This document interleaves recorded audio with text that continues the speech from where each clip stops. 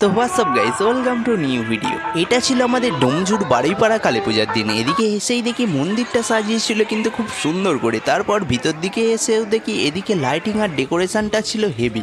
এদিকে ঘর দেখতে দেখতে স্বামীজির মূর্তি দেখতে দেখতে চলে এলো অনেক কিছু ব্যায়াম পার্টির দল। এই সামনের দলটা বাজাচ্ছিল একদম জোরদার লেভেলে পতাকা ওড়াতে ওড়াতে। এরপরেই এদিক থেকে বিশাল বিশাল লাইট গেটগুলো আসছিল ভ্যানে করে, খুব সুন্দর লাগছিল। আর এদিকে একটা দল ড্রেস আপ করেছিল কিন্তু একদম ঘ্যামা লাইটের আলোয় একদম ঝকঝক করছিল। আর এদিকে একটা ডিজে ছিল ভাই মারাত্মক লেভেলের। এদিকে ডিজে লাইট দেখতে দেখতে আমি চলে এলাম অন্য আরেকদিকে এসেই দেখি এদিকে বাজাচ্ছিল ভাই দুর্দান্ত লেভেলের ঢাক একদম ভ্যানের ওপরে দাঁড়িয়ে দাঁড়িয়ে। এরপরে আরও একটা দল দেখতে পেলাম যারা একদম ফুল জোশে নাচতে নাচতে বাজাচ্ছে। আর এদিকে পুরো লোকে ভর্তি ছিল। আর এদিকে লাইট গেটগুলো যাচ্ছে ঠাকুর আনতে।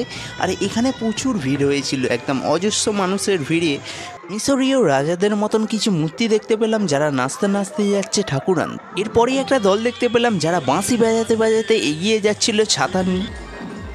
এরপরেই দেখতে পেলাম একটা বাকশাল ড্রেস আপ পরা কুড়কুড়ি বাজনার দল যারা বাজাচ্ছিল একদম ফুল জোশে।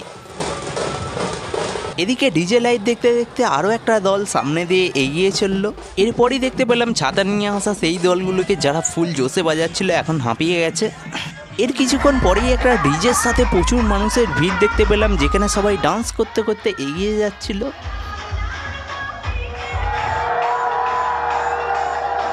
ডিজের সাথে এতই মানুষ ছিল যে মানুষের লাইন লেগে গেছে। ডিজে চলে গিয়েছিল অনেক দূরে, এখনও মানুষ এগিয়ে যাচ্ছে। এরপরই রোড থেকে চলে আসি একদম মন্দিরের দিকে। এদিকে মেলার দিকে দেখি ভিড়টা কমই ছিল। এদিকে প্লাকানে মারা আছে সারেগামাপা থেকে সিঙ্গাররা আসছে দুদিন পর।